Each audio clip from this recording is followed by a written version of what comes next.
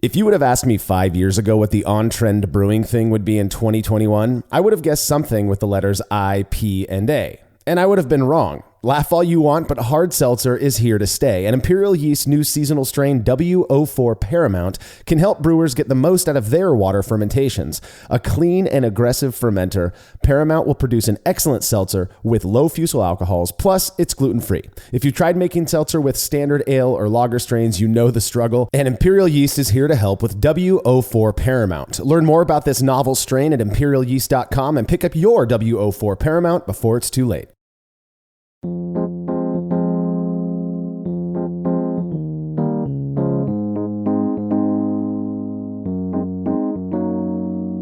When crafting a beer recipe, brewers tend to focus most on the big four ingredients: water, malt, hops, and yeast.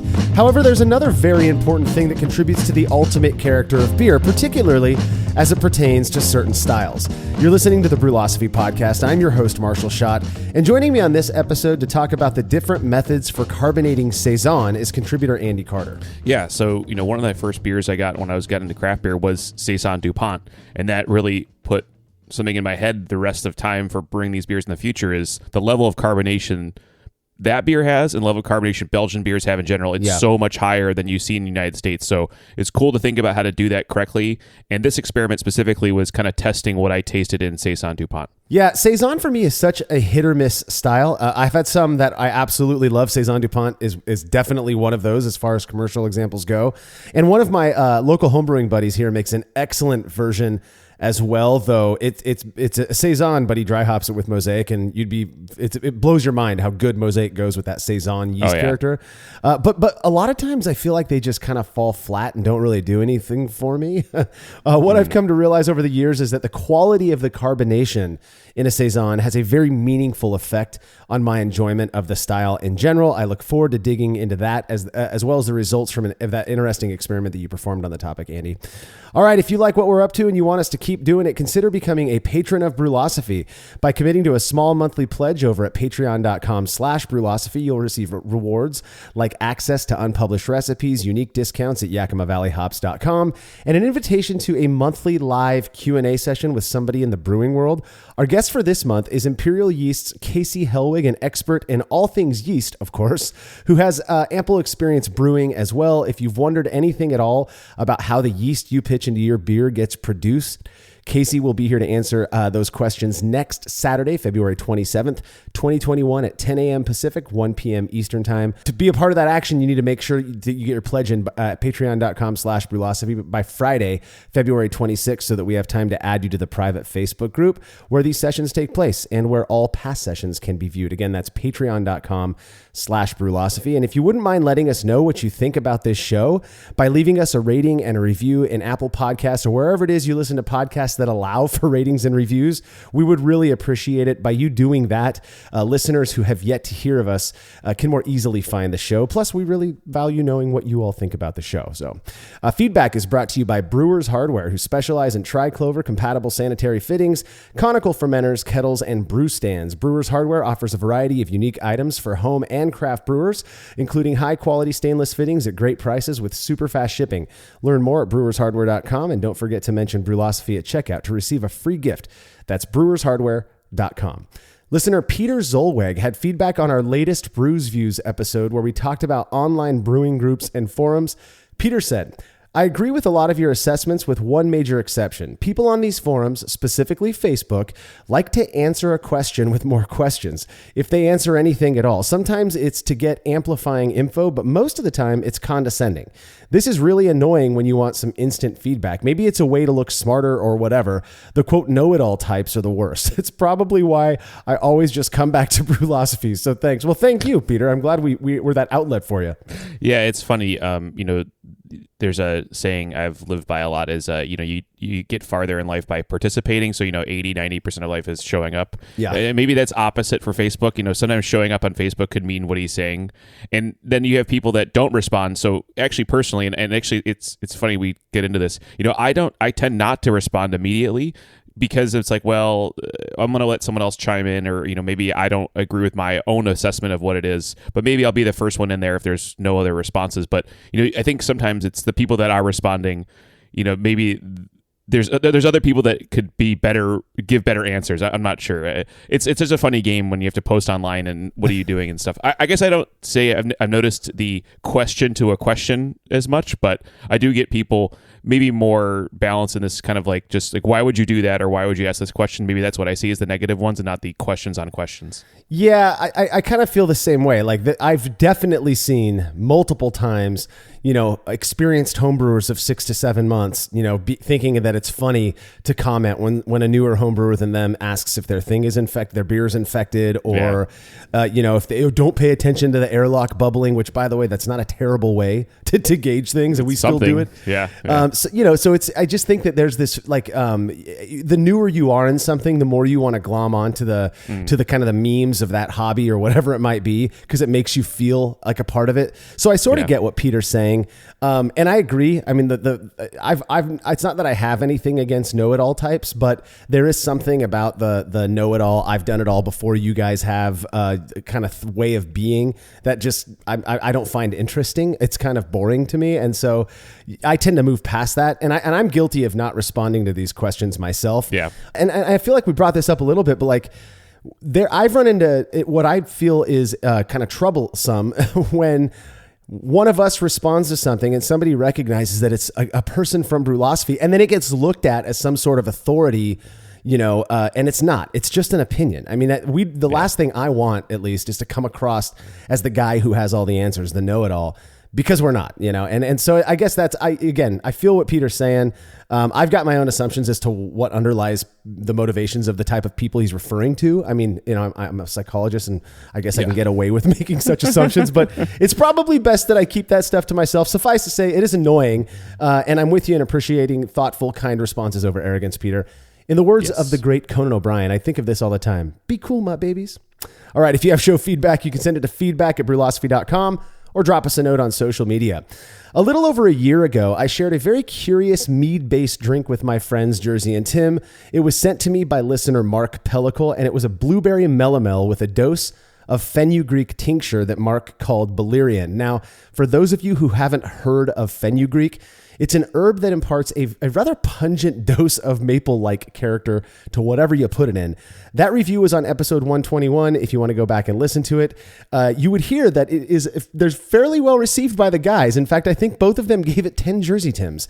Well, Mark made another batch of the same thing, changed the name to Breakfast and Valerian due to how reminiscent it is of breakfast, and then he sent me a bottle to share with the guys again. 1 minute beer review with Jersey and Tim. I'm tipsy. I can explore my words. It's got a purplish hue. It's very dark, and I can tell by looking at it that I don't like it, and it doesn't like me. Timmy, go to town and let me know. Oh, dear I don't like your God. facial expression. That's not what I get from Miller and Coors Light. This is weird. Let's start out with what it isn't. It is not. It's not beer. Oh, really? Okay, my turn. Here it goes. Oh, wow. It's weird. Oh, wow. Oh, it's super sweet and it's super flavorful. Oh, that's good. You don't like that? It's like a candy soda. It's like I was going to say candy, yeah. It's like a cream candy soda. Cream candy soda that's super dark and purple. It's not me. What do you mean it's not you? Nothing. Well, it's not Miller You Lite. like Miller or Coors Light? I like this. I mean, I wouldn't want to drink too much. It's too sweet to drink too much of it. It seems pretty strong. Like, remember when you could eat like a whole bag of M&Ms as a kid? I can only eat like a few M&Ms before I'm like, that's too much. This is what it is. It's too sweet. It's too sweet. Too much. I'm not liking it. What do you think? Is it maybe like a cider or something? No. I don't know what it is. I don't know what it is either. Maybe like a fruity cider, a very sweet fruity cider. Maybe, I don't know. Let me go again. It's not good for me. Nah, I mean, it's just very sweet. It's not a beer. Do you consider it a beer? No. Then let's not review it. I say we start boycotting things that we don't think are beers. This is a beer review, and therefore we give it 0 ratings. No ratings. None. We refuse to rate it. So admitting that all I have to go off of is memory when comparing this version to the prior version Mark sent me, they did seem a bit different to me. The latest batch didn't seem to have as much maple flavor as the first one we tried, and I feel like that may have been what made the first one a bit more enjoyable to the guys, or at the very least Tim, because it was less in this one. And I know the guys aren't real wine types, so it also that maple kind of balanced that more, that wine-like character you get from meads in general. Clearly, Tim wasn't a huge fan of this one, but I think Jersey liked it, and a lot of his comments were kind of similar to the previous review. So I thought that was kind of cool. Yeah, it's actually interesting. You said that there's less fenugreek and they didn't like it as much, but that's because they don't like the base style. Yeah, anyway. I think that's what it is. So it's more they want that stronger flavor. Yeah, fenugreek for me, I've not used it brewing, but I've had meads that have used it. I've had beers that have had it. It's to me, it comes off a little too spicy. It's a little too in your face for what I like. I think if you go like very low levels, I think that'd be a nice little background note. But it sounds like a pretty good beverage to begin with, and you guys like that. You guys seem to enjoy it. I mean, other than didn't one of those guys say they're going to go on strike? They don't want to drink these things anymore if they're not beer. They're going to go on strike with rating them. But the funny thing about that to me is that they invented the whole rating thing. That was not something I asked them to do. So they're going on strike from something that they created. But if you're looking to make a beer that has maple character, like a maple bar, don't use maple syrup. That's going to ferment out every time. My brother made this delicious maple brown ale that just tasted like a really good brown ale.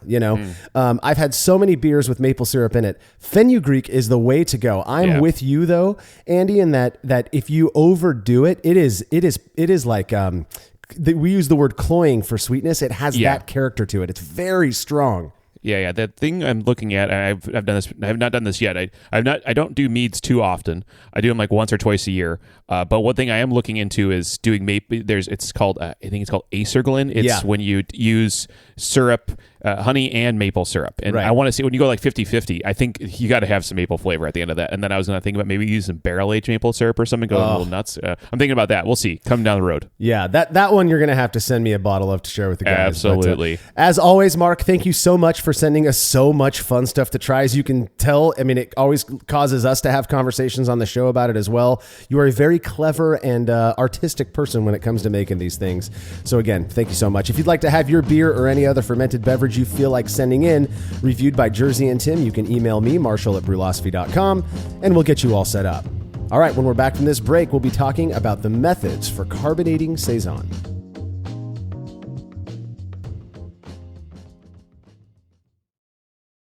After a long brew day, the last thing I want to do is waste more time chilling wort. I've tried so many different options, and ultimately I settled on the super efficient immersion chillers made by Jaded Brewing. With the King Cobra and Hydra, I'm able to chill my entire batch of wort from boiling to just a few degrees above groundwater temperature in as little as 6 minutes.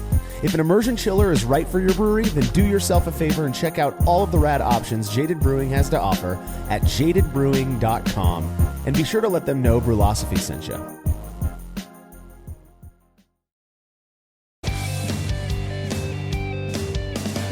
Compact and simple to use with a small footprint for brewing indoors, the Grainfather makes it easy for you to brew professional quality beers at home. The Grainfather is an all-in-one brewing system that lets you brew all grain beer in a single compact stainless steel unit.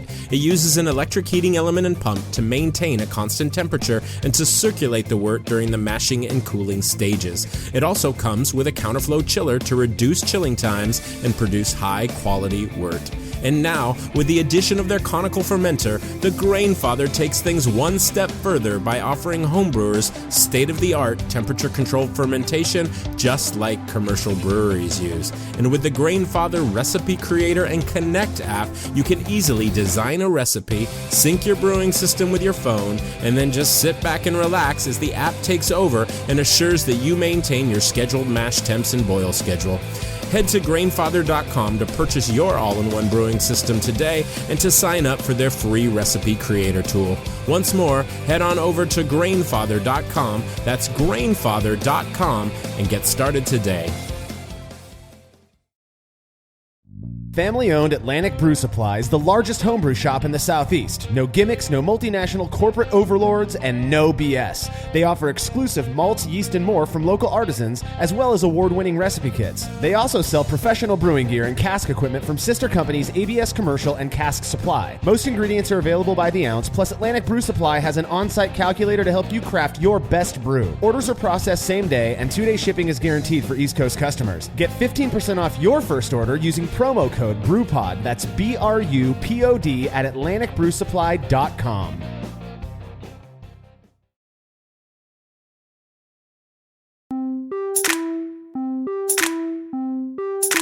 It's often said that beer is created when yeast is added to wort, at which point fermentation occurs, producing both alcohol and carbon dioxide, also known as CO2. Left alone in an unsealed container, most of that CO2 will dissipate, leaving the beer mostly flat. Some will remain in solution. It's my strong opinion that while flat beer is still technically beer, a bit of fizz really brings it to life. And this couldn't be more true for the style known as Saison, at least for me, and I think most people out there who enjoy this style. Now, before we get too deep into carbonation methods as it pertains to Saison, perhaps we could discuss some generals of carbonation first.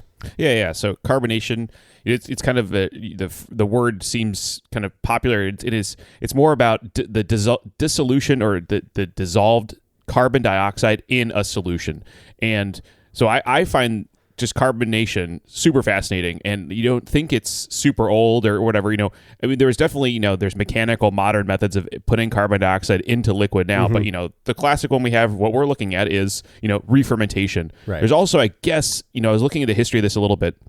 I guess there's some very deep aquifers of water. They're very underground, and if they're underground, they're under pressure. They can get carbonated and then actually have carbonation coming out when they come out into a spring or something. So there is a few different ways that carbon dioxide is. But what's interesting, or maybe what creates this fact, is when we think of just the tank or the yeast or whatever, is that water itself has a propensity to absorb CO2. Yeah. It doesn't absorb a lot of other gases very well. There was one April Fool's joke going around, the guys that carbonate their beer with helium. Right. That stumped a lot of people, fooled a lot of people, I am sorry to say. Oh, my God. Helium does not go into beer like that. That is a pitch shifted audio and not reality. So I remember afterwards. I mean, how many homebrewers got tagged in that video on Facebook from a family member? But there was another one where people were talking about quote unquote carbonating, really saturating beer with argon, which would make your voice very low. Yeah, exactly. So what's interesting, those gases don't go in, and that gets into something called Henry's law, and then the size of the molecules and so on and so forth. But suffice it to say, it's just we got kind of fortunate carbon dioxide, and then however it happened, we as humans actually enjoy that little bite of CO2, that little acidity that it comes from the CO2. Yeah. So what is carbon dioxide? It's simple. It's a carbon atom and two oxygen atoms as described by the name. And it can get into liquids, and then it can also stay in liquids at low temperatures. So once you lower the temperature, like you do when you carbonate with a keg, it stays in there. And when you serve beer cold, it stays in there, and then it comes out when you relieve the pressure. So right, these little bubbles coming out as the beer. In this case, since we want to focus on Saison today, let's just talk about how the carbonation is going to happen there. So if it's happening in a bottle, what you're going to do is you're going to finish your beer. You're going to package your beer with some extra sugar. Sometimes people use DME, but most of the time people use dextrose these days. And that's mixed in, and there's lookup tables and stuff. And we'll get into what those lookup tables mean when you add so much sugar to the beer, and then you bottle it, package it, seal it up. What's going to happen is another fermentation is going to occur. There's already yeast in solution. If you didn't filter your beer, or it's been somewhat fresh, there'll be yeast around, and then that CO2 is going to get captured and stay in the bottle. First, it's got to repressurize the headspace, and then it's going to slowly equilibrate between the headspace and the beer, and then you're going to come to a final answer, which is the volumes of CO2 in that bottle. Right. Right. And that's, I think the important thing for me, and this is something I really only learned through brewing and my interest in carbonating beer, beer and cider, I suppose, because I love sparkling cider. Oh my goodness. The carbonation is really a function of two main things. That's pressure. You have to. Beer is only going to carbonate to a point where you can really perceive it. Beer or any other liquid, really, if it's kept under pressure. That's what's going to force that carbonation, that CO2, to get dissolved into the liquid. And then also, like you said, that temperature. If the liquid is cold, it's going to absorb that CO2 much more readily. Anybody who's left a warm beer out and then you get a cold beer out next to it, you could leave a beer open in the fridge for a while, while, it'll lose some carbonation, but it will stay far more carbonated than if you open that same beer and you set it out in a warm garage. And it's just that's just the way it works. It's this function of temperature and pressure, and that's why there's a bunch of charts that have to do with carbonation in general, from priming sugar charts to pressure and temperature charts, and there's a reason for that. And they're surprisingly accurate from people that I've talked to who have actually tested it against a carbonation measuring device. Yeah. There's actually, it's becoming more and more commonplace now. I think we both think of home brewing as like our thing we've been doing for a while and stuff like that. And then of course we have craft beer and commercial beer, but there's so much more technology at a small craft brewery now to measure dissolved oxygen, to measure dissolved CO2. They have so many more measurement points, and not just tasting panels, which I think like we do at Brewlosophy are our gold standard when we do some testing, because it's how we perceive it, not how we measure it. But you can measure, so many more things in the brewery now. And these lookup tables, you adjust them here and there, and we'll get into actually a big adjustment we made for this experiment for carbonation. But overall, we're talking more technical stuff on this one. But I think carbonation in the grand scale is such an important variable for how your beer is perceived and how you're going to enjoy your beer. And actually, and Jamil Janus said this years ago, and I think about it a lot, and I try to come up with a better way of saying it, but I think he says it the best. If you're looking to put one more tweak on your beer, a tenth of a volume, one this way or that way, is a big deal. Oh, big time. And I find that beer can be so much better at just a slightly higher carbonation, but then just above that, it turns nasty on me. So it's just such a dialing game, and I don't know if people look at that as much as they should when they're perfecting a recipe. Yeah, I'm with you as well. There was so many beers that I made, mostly when I moved away from bottle conditioning to forced carbonation in a keg. There were so many beers that I made, and I'll be honest, a lot of them were English styles, because you'd read everywhere that they're supposed to be very lightly carbonated and quote unquote supposed to be. Yeah. And I'm making these going, God, when I drink these out of the bottle, they don't taste as bad as this, Mm-hmm. Well, part of the reason was that I just wasn't carbonating it enough, and that was, people can say everything they want about serving a almost still English ale. I want it with some zest, man. Give me some sparkle, and I'm much happier with it. So that's one thing that I really, if I give advice in brewing, it's do what you like more. Don't make a beer to style, quote unquote, to style, just because you want to make it to style. If you don't like it, that sucks. Make it so that you like it. And carbonation to me is one of those areas that you can really tweak quite a bit. Now, obviously with carbonation, there are some things you got to keep in mind when it comes to serving. If you are, for example, a big fan of sparkling stuff like I am, and you're kegging your beer and cider and sparkling mead or whatever else, your carbonated water, you're probably going to need pretty long lines, and you're going to need to serve at maybe a lower serving pressure than you might otherwise, to keep that carbonation in solution while it's going through those lines and coming out of your faucet. One of the biggest, I believe we addressed this in a prior episode, somebody who had emailed me saying, I made I believe it was our brew claw or something. Yeah. And he says, I serve it looks sparkling, but then I go to take a drink and all the fizz is gone. Well, a part of that is because how short it was. First off, the inner diameter of the line was, I believe, 1/4 inch instead of 3/16. And then he only had like 5 foot of line, whereas I'm running 14 to 15 foot of line. That helps to compress and keep that carbonation in solution before it comes out of your faucet. So it's a much more gentle flow into the glass. Just things you have to keep in mind when it comes to carbonation. We are going to be talking about Saison, and it's interesting because for me, Saison really should have a sparkle that is about similar to what I like in my sparkling water in general, my bubbly and my LaCroix. Yeah. So like Saison, I think, just so we have everyone on the same page, like where is Saison? And it's so funny because I think it must have been the 5th or 6th recipe I did as home brewing, because when you get the 2008 style guidelines out and you're like, oh man, there's a whole new world to me of beer styles, because you think, I just drink a lot of IPA, and I'm like, oh, what's a Saison? And so I was looking, okay, this sounds cool. It's a Belgian style beer. I like Belgian style beers. But it's also defined more by what it isn't than it is. Because if you look at the book, it's like, well, it uses wheat, okay, and then there's Saison yeast, okay, and even in 10 years ago, 12 years ago, it was like, oh, there's the DuPont strain, but watch out, it might not fully ferment, and then French Saison came out and all this stuff. So really, Saison, historically was about this thirst quenching beverage. Yeah. If you're working out in the farm, and it was brewed seasonally. Saison means season. season. And having the high carbonation, I think there's a couple of reasons here. I think I would say the best way of thinking about that is if it was stored in bottle conditioned, then it was stored with a high level of it was probably bottled, and then it had a high level of CO2, developed that CO2 over time in the bottle due to just highly attenuative yeast and things like that. So we have notes here saying this level of carbonation is definitely on the high end, 2.5 to 3.5 volumes of CO2. That's a ton of CO2. That's a lot of carbonation. That's a lot of carbonation. I said it's a thirst quenching thing. Now, if you think about how you would do that, I don't know about you, Marshall. You said you have long lines, but I don't think I'm really looking to go above 2.8 inside my own draft system. Like, I think that's where I would top out, just because of how my system's designed.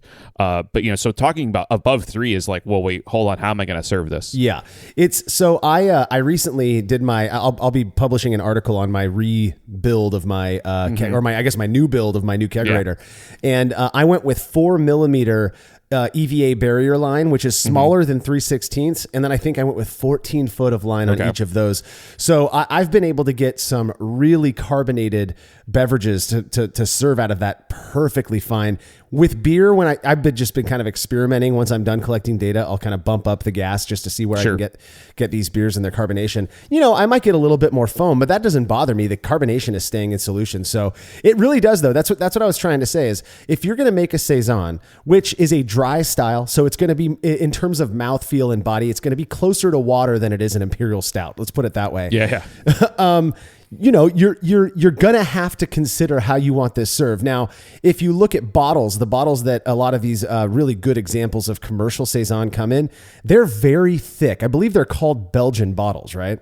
Yeah, usually they're Belgian or champagne bottles. That's common. I think now that there's more demand, the glass producers have produced new shapes that are thicker and they're unique, like 500 milliliter or 750 milliliter, or the cork and cage kind of bottles. Right. But the glass is much thicker, and it just built better, and it's more like old school glass, newer school glass being thinner because they know you're just going to trash it at the end of it. So this is it's meant to be. Not only is it meant to be for high carbonation, it's meant to live a little longer than a modern glass bottle. Yeah, I was kind of poking around. Sometimes it's really difficult with these farmhouse or more rustic style beers. Outside of folks like Lars Marius Garschel, who's going and actually getting the history for us, on things like Kvike and stuff like that. Now it's hard to trace back exactly why things happened the way they did. And I was, I didn't spend too much time on looking up why Saison is so highly carbonated, but one of the things that I did find, a hypothesis, if you will, that makes a lot of sense to me considering what we've learned over the last few years about a lot of Saison yeasts, is that what made it so highly carbonated was the presence of diastaticus yeast. Yeah. And that, this beer was essentially done fermenting, with, at least by the Cerevisiae, right? And so they would get that into the bottle, they'd cap it off, and that diastaticus would just continue to work and eat those sugars and produce more CO2. And thankfully, that worked out, because Saison really is, to me, it's such a quintessential style these days. Yeah. I think Saison has gone through its own path, at least in the United States, when people were trying to make things that looked like DuPont, and then the sour wild guys kind of got their influence in there too, and the American wild ale producers are making Saisons that were like a little sour, a little tart, and then it's kind of gone all these different directions. So it's cool that it's expanded a bit more. Now it's I would say just maybe market forces have determined that that something that tastes like Saison DuPont is not effective. But they basically now, if you go to many of the higher end sour wild ale producers, they're going to make a Saison that'll be slightly tart, probably barrel aged. It'd be really nice, really thirst quenching. And I think, if anything, that is going to reflect more about what Saison used to taste like many, many years ago than it does, any time before, just because it's got that kind of rustic, kind of wild tinge to it. There's a brewery called Jolly Pumpkin, domestic here in the States, that makes a Saison called Bam Beer. As far as domestic Saison goes, I don't know if I've had a better one. I could drink that stuff all day. It hits all the marks for me.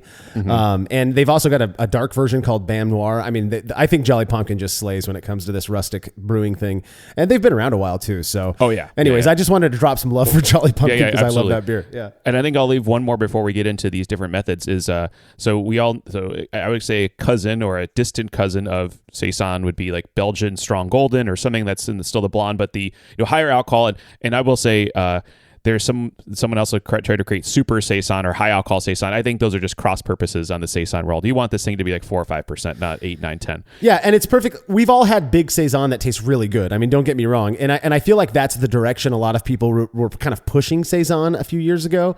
But thankfully, the whole table beer movement came back. Or the session beer. People call them session beers.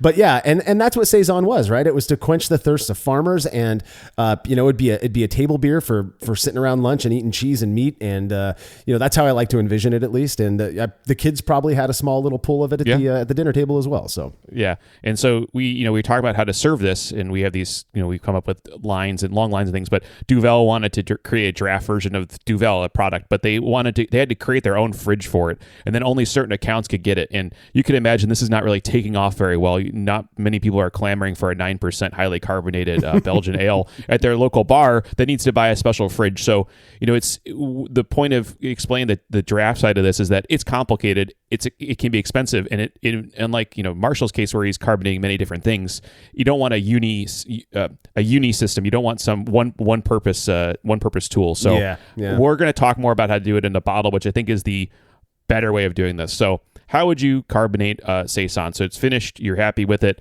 It's fully fermented. I think the primary way, and I think this is going to go for most people, is get that bottling bucket back out, and you're going to do natural carbonation. So like I said, there's already sugar, there's already yeast in solution.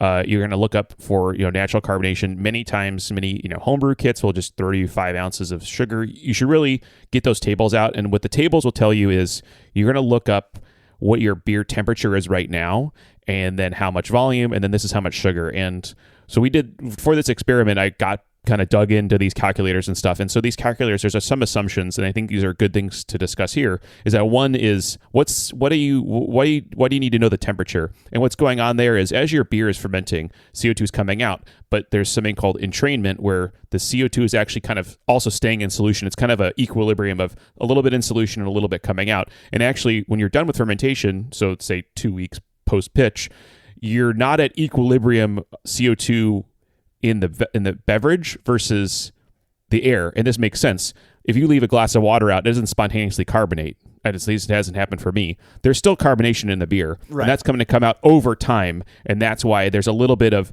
what I'll say, 0 point or, fixed CO2. So those calculators assume that there's a little bit of CO2 already in solution still. Yeah. That'll come out over time. Why you have the temperatures, say you crank your beer up to, I don't know why you would do this. Now, Kvik brewers may have a problem with this and carbonating their beers with bottles, because if they're fermenting at 60 or 70 or 80, 90, 100 Fahrenheit, you're going to have less CO2 to start with when you start bottling. Yeah. That's a confusing thing for a lot of people.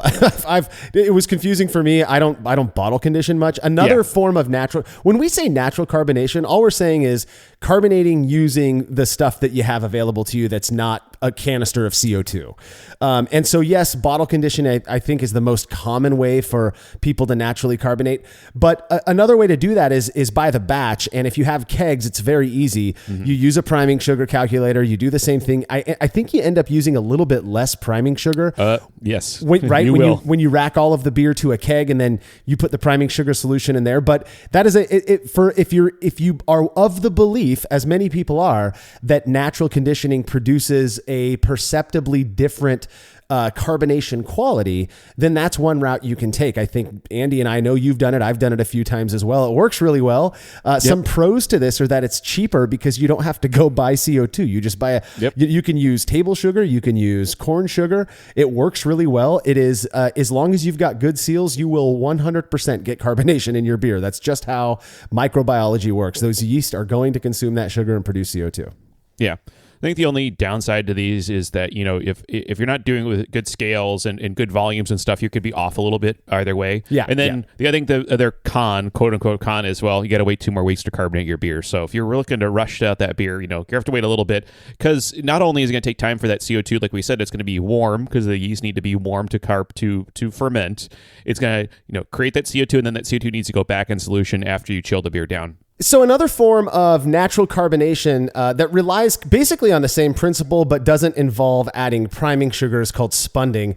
I've never done it. I've got a couple spunding valves, but is it something that you've messed around with at all? Or I haven't. I have some friends that are really about it. They're all about the spunding, and the other one, the big one you see spunding in is in lagering. That you have, these traditional, there's similar tradition, of saying, how you brew your beer, and one is that you start fermenting your lager, and then as near the end of it, you cap it off. I think it's like maybe 50%. You basically have to know what your finishing terminal gravity is. So this is something you would do after you've brewed a few batches. You know your terminal gravity. You know how much you have left, and you can cap it off. And then there's pressure, and then there's there's actually some work going on right now these days about what is pressure due to the fermentation and so on and so forth. But basically, there's CO2 coming off. Well, if you want to be green, you could just save that CO2 and lock it in that beer right now, and then you could get most of your way to your final carbonation. I don't believe they get to their 100% carbonation level through spunding, but you get a lot of it done this way. Yeah.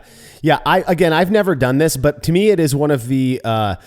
It makes so much sense. Like I would argue now, spunding usually involves a valve that has a pressure gauge, and it'll only hold so much pressure. I think people usually set the pressure gauge to about 15 psi or so. So anything once your keg or your fermentation vessel builds up over 15 psi, it starts to relief off of the vessel.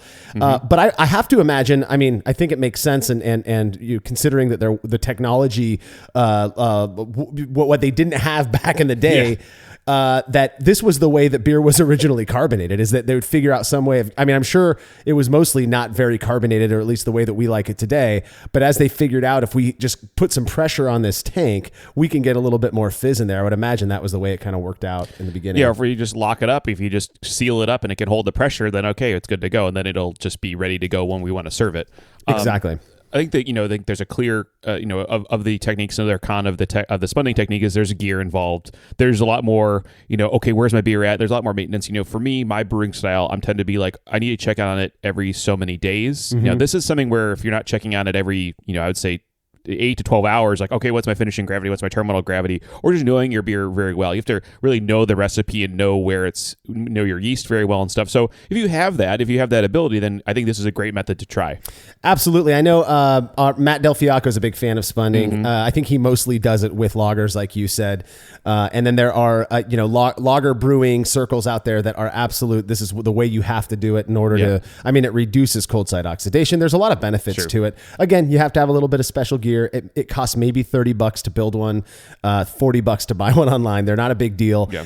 It does require a little bit more vigilance, and you have to be paying attention, because if you miss that window to put the spunding valve on, to swap out your blow off tube with the spunding valve or whatever it may be, then you're not going to get the carbonation that you're looking for, and you may have to rely on our next topic, which is forced carbonation. And there are various ways to go about doing this. We have discussed carbonation in general in a past experience episode, but in essence, forced carbonation is just the application of external CO2 to beer that's enclosed in a vessel such that it is forced into the beer. It dissolves into the beer under pressure.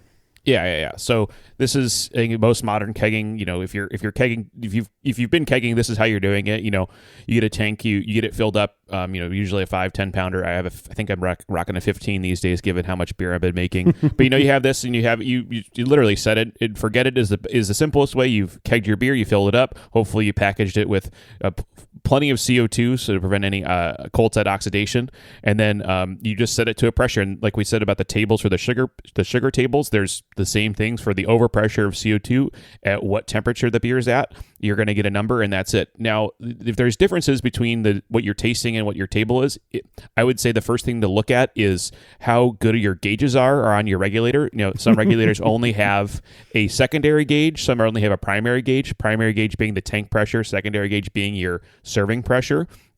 Now, those gauges are not, NIST qualified and traced. Those can be off by many PSI. So just knowing that, and if I've never gotten mine calibrated before, I have been looking in how to calibrate them. It could be kind of a pain, but just know that that number can be off by a few PSI either way. So you just know that. Yeah, yeah, and my thing is this: I don't use the set it and forget it method at all anymore. And usually, what people are doing there is they just keep their gas at a specific serving pressure, put their keg on, and then leave it there for up to 2 weeks. In a part of the reason that I like kegging so much, one of the many reasons, is that it allows me to turn beer around a lot quicker. than with bottle conditioning. So for me, the set and forget thing was like, it takes 2 weeks to bottle condition a beer. Yeah, it's nice to have it in a keg, but I want that beer now. And one of the things that I learned when I was using that set and forget method in the very beginning of my kegging days was, the charts are really nice. They're a good place to start. But once you get to know your system, you know what you need to do to get what you want. I mean, as long as, nothing else changes in your system, if you're setting it at 12 PSI and you're just not getting the carbonation you want, bump it up to 14 PSI. Exactly. Exactly. You don't have to go by a chart for that. You just have to kind of figure out what works for your taste and go with it. And then, the other thing is, like you said, with your long lines, you can go to 14 PSI and not suffer any ill consequences. Now, if you have shorter lines or you don't have your system kind of geared out like that, you can't just go and turn the dial a lot and expect, good results on the tap end. So, there's a lot of pros and cons there. I think the one you're more familiar with and Brewosophy definitely does more of is called burst carbonation. And burst carbonation is essentially doing what we're talking about, CO2 overpressure, but going rapid. So you got your beer, it could be cold or it's on its way to getting cold, and you just set that keg to like 30 PSI. This will put so much overpressure in your beer, it'll carbonate that much faster. Now, of course, if you left it at 30 PSI for too long, your beer is going to be very carbonated, probably too carbonated. So this is one where you need to do about 24 to 36 hours, and then you back it down to your serving pressure. Yeah, and I love this one, but again, I know my system very well. I'm 30 PSI, I'm all about 50 PSI. 50? Woo. 50 PSI. The thing is, these kegs, I believe they're rated to hold upwards of 125 plus PSI. So I'm getting nowhere near that. I go 50 PSI for 12 hours, back it down to about 15 to 20 PSI, depending on the style. And I say that because with Saison, I'd hit 20 PSI and let it sit for another 2 days. And then I'd crank that down to my serving pressure of 14 PSI. And that to me is, but with 3 to 4 days after kegging, you've got a very well carbonated beer, nice. Which means you can start drinking it right then and there. And that's what I like about burst carbonation. Again, you are trading a little bit of that security of knowing you're not going to overcarbonate your beer that you get with the set and forget method. You're trading that for time. So you're reducing the time that you get to drink that beer, start sampling that beer, but you are increasing your risk of potential overcarbonation. The beautiful thing is, overcarbonated kegged beer is so easy to fix. I mean, people get so up in arms about this. All you have to do is disconnect the gas and purge your keg, 3 or 4 times a day over 2 days, or until it drops back down to where you want the carbonation. It's very easy to do. Now, probably the most risky carbonation method, which I have to imagine most people who keg had to try it out in their first 4 or 5 batches, is what we call crank and shake. Yeah. So what you do is, this is, you could put it in there at high pressure, and that's just going to go over time. But CO2 only goes through a surface that it's approaching. So the top of a keg has got that diameter. That's how much it is. If you really want to jack up that surface area, flip your keg horizontal and start just rocking it back and forth at 30 or 50 PSI. This is going to get the CO2 in there basically immediately. Yeah. I mean, it's kind of like you shaking a Coke bottle. All that CO2 is just going in immediately, and it's coming out of your bottle immediately. So this one can work absolutely. I tend to not do it because I'm kind of doing about 3 different things on a brew day or a kegging day. So me sitting there rocking a keg is not super practical. No. But this is absolutely, you can do this. And if you needed a beer, carbonated for a party tonight, it's the morning and you want it carbonated tonight, this is absolutely what you'd be doing. It is the most annoying to do, in my opinion. I've gotten bruised legs because I'm rocking it back and forth on my legs. The other thing is the only time I've ever overcarbonated beer is using this method, but it does work. One big tip is don't expect to be able to crank up your CO2, shake the keg, and have it ready in 5 minutes. You're going to do it. You're going to do the guesswork of hoping that it's not overcarbonated, but you still have to let it sit for a while. In the same analogy that you made, if you take a Coke bottle and you shake it up and you immediately open it, all that carbonation is going to get expressed immediately. But if you set that Coke bottle in a fridge for an hour or so, probably less than that, you want to let it cool down, let things get settled a bit so that when you're serving it, it's not just a glass of foam. But that is bound to happen. To me, it's the most risky. It's not anything I like to do these days. I can't remember the last time I did it. But those are the 3 primary methods for forced carbonation. We've discussed all of these methods in more detail in a past experience episode. Go listen to that if you want to listen to us dig into it more deeply. So to add one thing to this overcarbonation one, Marshall mentioned letting the beer sit without gas. The other one you could do is you can put a little bit of gas. This sounds counterintuitive. You can put a little bit of gas down the liquid end. That gas, like we just said, is going to be shooken up and actually go back in the headspace, and then you can purge the top. And you can get your CO2 down in solution a little bit faster this way. Again, risky, got to know what you're doing. But if you're trying to take a little carbonation out of a beer, that's one way to do it. For sure. So in terms of Saison, let's just briefly kind of go over carbonation in terms of Saison, because I feel like this is one of the areas. I mean, Saison is one of those styles. It's sort of like the whole sour beer thing. People take it very, very seriously. And maybe adhere dogmatically to certain aspects of it. And carbonation is one of those components that I've noticed. Many claim that natural conditioning produces a, quote, finer bubble, which is purportedly desirable in Saison. I always chalked up the finer bubble as just being more bubbles and a thinner bodied beer. Some believe that forced carbonation results in higher levels of carbonic acid, which leads to a noticeable carbonic bite. These aren't things that I've experienced, but I do think it's interesting. And it very rarely, are you doing comparisons with one that's bottle conditioned next to one that's not, which is why we're going to get to the experiment that we did in a bit. But, I have an experience where way back, I think it was 2013, I was lucky enough to be selected as a beta tester for the Yeast Bay. And at one point, the owner, Nick Impellitteri, sent all of us beta testers a few unidentified Saison style yeasts. I think we each got 4 vials of this. He did not want us to know what it was, just said that it's Saison style, brewed up a single batch of wort, split it 4 ways, fermented those out, and then he wanted them to be keg conditioned, meaning naturally carbonated. So we racked them into kegs on top of some priming sugar. It was the first time I'd done this. And I'll tell you, I mean, I left them out in my garage. I think it was springtime, so it wasn't too hot. The carbonation in these beers was phenomenal. And I was expecting, this was my bias back then, I was expecting them to have kind of that homebrew taste, if you will. And it wasn't like that at all. The beers cleared up really well.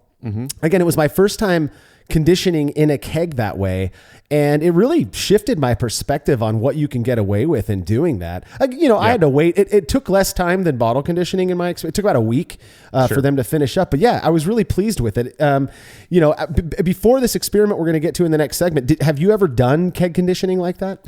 Yeah, I had done it, a handful of times. Usually for Belgian style beers, I've done it a couple of times for like a cask ale, like a pseudo cask ale in a keg, kind of that kind of thing. In general, thinking about this, and I thought about this for this episode, and we're going to obviously talk more about it in the next segment. But I do think, or I do wonder if that difference, why is it better, the finer bubbles or whatever? I do think this is related to the maturation of the beer at warmer temperatures versus having it be cold and carbonated. So if you fermented your beer for 2 weeks and then you go get it cold for now versus leaving it out for another week or so, there's more high temperature maturation going on, and I wonder if that has a role to play in how the beer is different. I mean, these beer, I think that's where I'm coming from. We're going to get the data, but yeah, I think that's maybe part of it. I don't know. I mean, that's kind of where I'm at, but we'll see. Yeah. Well, one of the things before we cut to break here, one of the things I like about naturally conditioning in a keg is that your risk of creating a bomb is very very low 0 if you're doing it right. Whereas bottles fail. I mean, they're most of these bottles that people are bottle conditioning in are pretty cheap. If you're spending the money to get a good thick Belgian bottle or a champagne bottle, you're much better off. You're much safer. But kegs, it's you don't have to worry about it, and you can always go and purge the gas, using your PRV. So it's really nice. Well, during these times of limited access to tasters, you, Andy, had a Saison brew day planned and decided to turn it into an experiment, comparing carbonation methods. Results are coming up.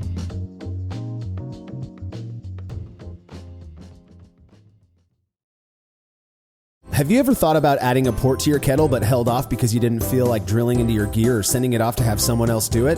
From the makers of the world's fastest counterflow chiller, the Exchillerator, comes the Hangover, the easiest way to add extra ports to your kettle as well as countless other options. Mount a faucet to your keg for easy portable pouring. Set up the perfect whirlpool arm. Hold a heating element in place. All of this and so much more without permanently modifying your gear. Manufactured right here in the United States, the Hangover offers brewers too many convenient solutions to list here. So head over to Exchillerator.com today to see what the Hangover can do for you.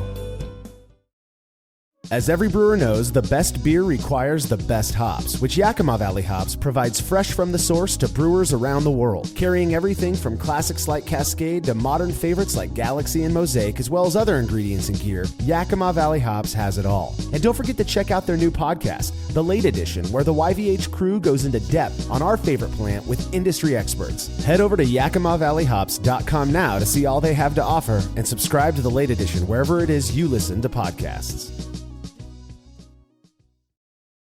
Craftmaster Growlers takes traveling with and sharing beer to a new level. Made from heavy-duty stainless steel, Craftmaster Growlers are double-wall insulated and can keep beer cold for up to 8 hours. Unlike typical growlers, Craftmaster Growlers come with a swiveling tap and fully integrated CO2 regulator cap, allowing beer to stay fresh for 2 weeks or more. The square design takes up less space and will fit in most refrigerator doors, and every Craftmaster Growler comes with a 1-year warranty. There are 64 and 128-ounce versions available over at craftmastergrowlers.com. The brew-in-a-bag method has blown up over the last few years, and in that time, it's become very clear that not all bags are created equal. For the best BIAV experience, you have got to go with the Brew Bag. Made from high-quality, food-safe polyester, the Brew Bag is available in both 210 micron for standard brew-in-a-bag, as well as 400 micron, which works beautifully for all-in-one recirculating systems. I've been a Brew Bag user for years and wouldn't brew without it. Head over to brewinabag.com to get the fabric filter that works for you and use promo code TBP17 at checkout to receive a discount. Again, that's brewinabag.com.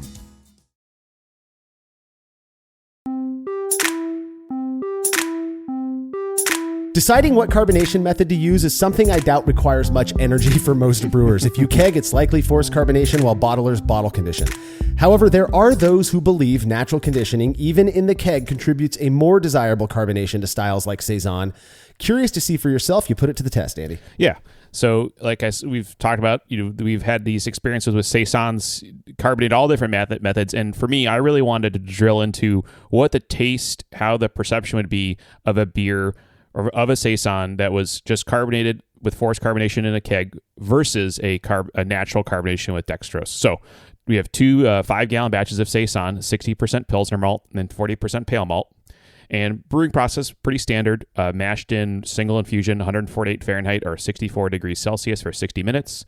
And then when they were complete, I batch sparged to collect identical volumes of the wort and boiled for standard 60 minutes, 9 grams of sterling hops at 60 minutes, 14 grams of Ella, and 9 grams of sterling at 30 minutes, 20 grams of Ella, and 20 grams of sterling at 15 minutes. So, these are some more punchier hops, but, didn't use too much of them in each of the beers. After the boil, I just used my counterflow chiller to chill the wort down to a little bit above pitching temperature, which then I would get the rest of the way in the keezer. Both worts hit about 1050 OG.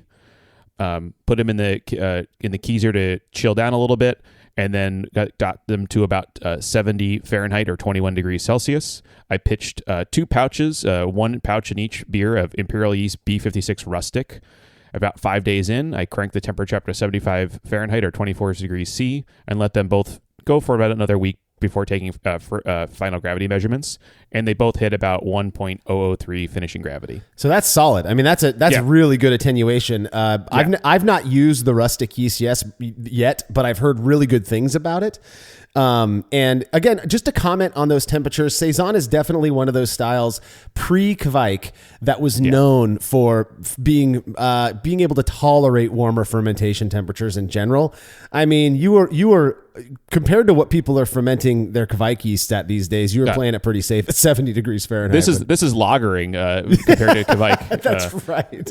This is so though to be fair, we're using these higher temperatures is to express the phenolic compounds of the Saison yeast versus the Kvike, which are phenolic negative. So there is those advantages, disadvantages. But I want to be at these temperatures to express the character of the yeast as much as possible. So after we're done, we put them into kegs, and that's when the experiment began. So for one keg, I just put it on forced carbonation, set it and forget it method at 12 psi in my keezer, versus the other keg I added using these lookup tables, and this is where the rubber meets the road with these lookup tables.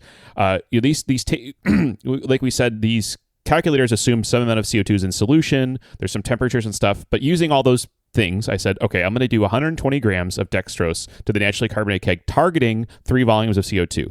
This keg was just left out for about 1.5 to 2 weeks to get at 70 degrees Fahrenheit or 21 degrees Celsius to carbonate. And then after 2 weeks, I put it in the keezer, let it chill down, and then using the lookup tables that we have for 3 volumes of CO2, what would that CO2 be there? Yeah. And, getting all these numbers and stuff. And so we were targeting these 2 kegs to match. Well, that wasn't necessarily the case. The keg that was naturally carbonated that we then got chilled and measured, I hooked up I hooked up a dial to the gas post and got 22 PSI. That's versus the 12 PSI I had the other beer at. I just want to comment that was a very smart thing for you to do that I would never have thought of. I had to be consistent. I was very worried about this because, like we said, small changes in CO2 dissolution are a big change in flavor. Yeah. So me serving 2 beers, if the experiment is to get these beers to taste the same, other than the fact that we use different carbonation methods, right, we need to be matching carbonation. I knew this would happen because these lookup tables are all based around bottle conditioning, and I believe, and I haven't done the numbers yet. I do want to do some more math in the background, but the assumption, or if you read enough of the posts online about why people think these are different, okay, so if we had bottles and we picked a carbonation level and we put that sugar in all those bottles, every time you push that little nub on your bottling cane or your beer gun, a little bit more CO2 is coming out of solution. So every bottle, in theory, is losing more CO2 than you would when you just single rack into a keg. Okay. So in theory, you're getting more CO2 before you start carbonating in a keg than you would in all your bottles. That's what the thought process is there. Today I learned. I'd never read about that, and I think it makes sense to me. I believe if you use the calculator, the priming sugar calculator at brewunited.com, I believe they actually have a keg versus bottle setting. Yes. And so that if you are planning to do this, you might want to try that out first. One of the things I want to mention before we get to talking about the results on this, though, that I had not actually considered this until you mentioned it previously, was another, it's a function of the variable, but another difference between these beers is that the natural condition one spent upwards of 2 weeks at 70 degrees Fahrenheit, while the force carbonated one did not. And so we have to keep that in mind. Again, the way we looked at that with this experiment was that it was a function of the variable. You're not going to get that level of carbonation without doing that. And so that's one of the quote unquote benefits, or the opposite of a benefit, if you don't force carbonate, right? Yeah, exactly. So we wanted these things to essentially spend the time they needed in those specific variables and then try to bring them to the same point as quickly as possible, without obscuring the variable. So then these even stayed in the keezer longer than you would have normally, because we wanted them just to be evened out as much as possible. Yeah. So we figured out the other one's 22 PSI, and I, like Marshall, have very long lines in my keezer these days. So I was okay with setting both kegs to 22 PSI and serving them like that. So we're good. So I just put the other keg on 22 PSI, let it go up to that pressure. Took a few more days, and then we were now at the same stage, 2 beers, same level of CO2, same level of carbonation inside the beer. So when we serve them, we should be having the same levels of CO2. So now the variable left is the fact one was carbonated with dextrose and one was carbonated with just forced carbonation. Right. So given current needs to be socially distanced, I judge these beers myself. So we got the beers into our 4 cups, we pick 3, and then we do 10 of these rounds. So, for me, when I was tasting these beers, not even doing it for the evaluation of tasting them, I thought they were very similar. They had the same kind of peppery, this like kind of fruitiness in the aroma. It was very enticing, very inviting, and I like that higher carbonation. I think it really is demanded for this style of beer. So I did 10 trials. We would need 7 to be significant, and I only went to 4. So I could not tell these beers apart. I was actually shocked I couldn't tell these beers apart. They were so similar. And this corroborates prior experiments that we actually served to tasters, I believe, right? That they, if I recall correctly, when we've done a previous keg conditioning versus, natural conditioning versus forced carbonation, tasters weren't able to tell those beers apart, right? Yep, you're right, Marshall. Came back not significant. It was a Ray's article in 2016, and it's this kind of blew me away, because I was like, I picked the right yeast, I picked the style that's going to definitely be different, and lo and behold, it was not. So up until that experience that I told you earlier when I was using those yeast bay yeasts, I was fully convinced that, in fact, even after that experience, I was fully convinced that bottle conditioning produced a different quality carbonation. And I remember there were some people who were fully on that team, pro either forced carbonation or bottle conditioning because they think that it creates a difference. And then there was so many more people who were saying, dude, carbonation is carbonation. Like you're making this up basically. This experiment, as well as considering the one we discussed earlier, Ray's experiment, and I believe we've got a few other ones that are along these lines. It really does seem to indicate that the method of carbonation may not have as big of a perceptible impact as some of us like to think. Now, one question I have is, were these beers any different in terms of color or foam quality? Because that's another thing that I've heard, especially with Saison and other Belgian styles, is that the foam quality of a naturally carbonated beer tends to be more rocky or meringue-like. I didn't really see that, and I poured them in many different glasses over time. I never really saw that to myself. I think it's kind of, they look too similar. I never got what I would call that rockiness to the beers. It was always kind of that normal kind of flat foam. Yeah. That's, in the pictures that I'm looking at, they look identical to me. Any differences to me look like more of a function of the lighting of the picture. And I believe you said that there was no difference that you noted either. So any implications of this? I'm not going to be naturally conditioning anytime soon, only because I'm impatient. But boy, I'll tell you, if I'm out of CO2 and I want to get a keg of beer going, and it's the end of the world and all the CO2 is gone, I'm certainly not going to shy away from using a little priming sugar. Yeah, I think, for me, it made me think a little bit more about why, and is there a thing? Because I'm not done I'm not done with the thought that there is a difference. I think there's probably a case here where there is. Like, I'm not going to, let's take it for what this is. I'm not going to go and just start sugar conditioning all my beers, because there's timing involved. There's other flavor impacts. There's lighter beers. Like, I think I would imagine if I did this to, say, a lager, there'd be many more differences because of the expressiveness of Saison yeast versus the expressiveness of, say, a lager yeast or an ale yeast. So there's one of those.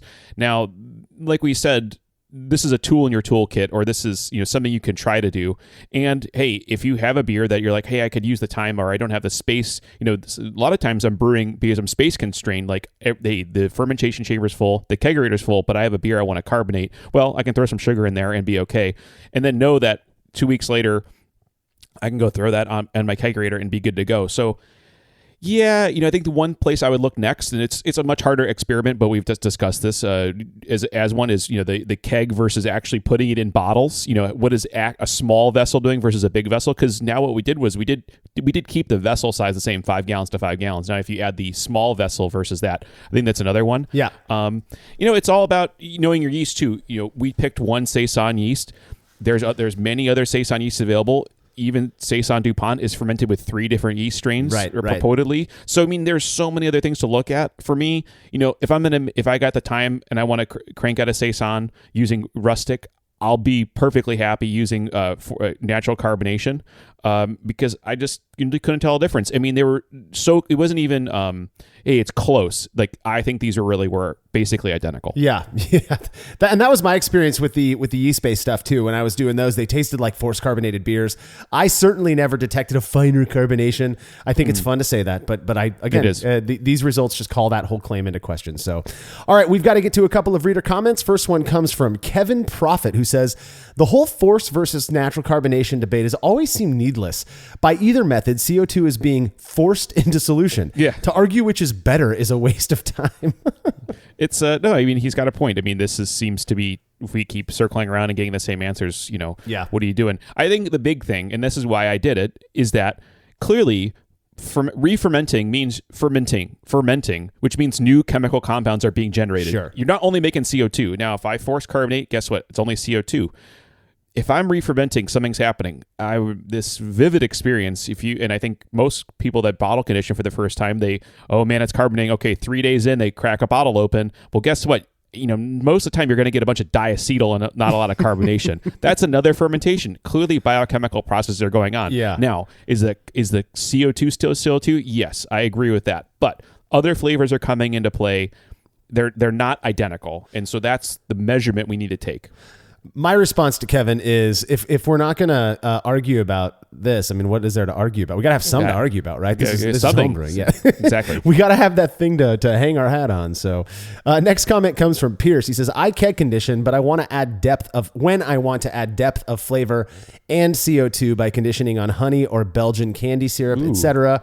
Once in a while, I'll condition kegs with corn sugar if I'm low on CO2. Just to comment on that, I mentioned my brother using maple in this maple brown ale. He also bottle conditioned with maple, I believe. Mm-hmm. I've had a few beers where people have used Belgian candy syrup or honey or maple syrup, whatever it is, as the bottle conditioning component, as the priming sugar. I don't taste it.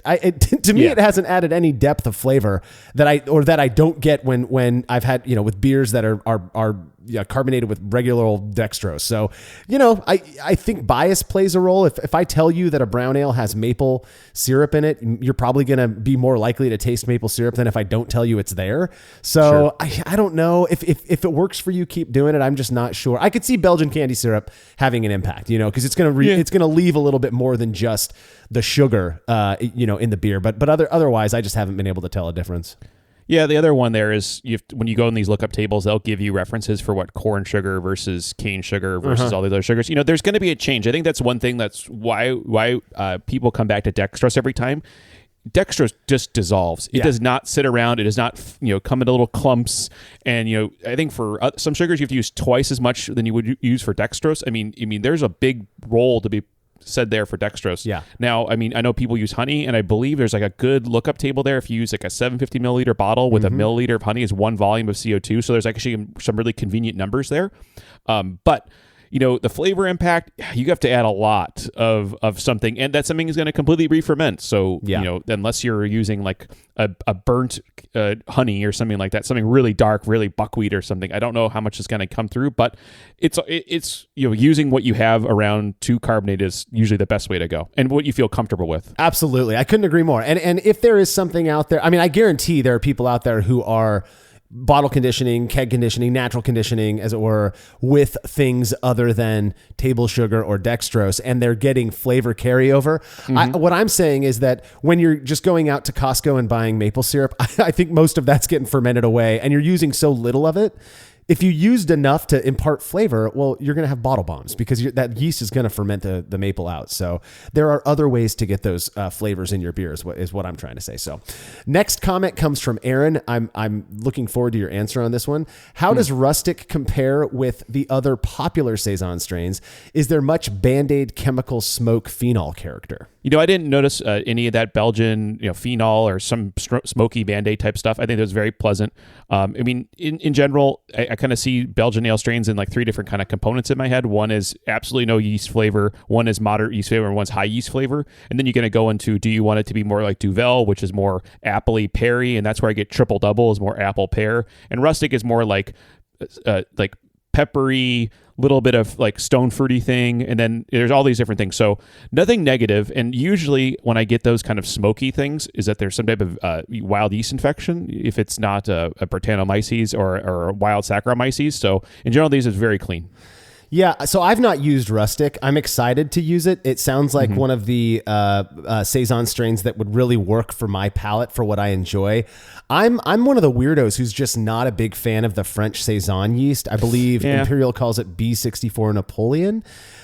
There's something about that yeast that just doesn't do. I think it works great in cider, it leaves like this. Somebody told me it's a high glycerol producer, and so it's kind of got this weird thickness on the palate. Sure. Despite how dried, how much it attenuates, how dry a beer fermented with it can be, it just doesn't do it for me, and it has this weird kind of dull flavor profile that unless you're like dry hopping a Saison or something, I'm not a huge fan.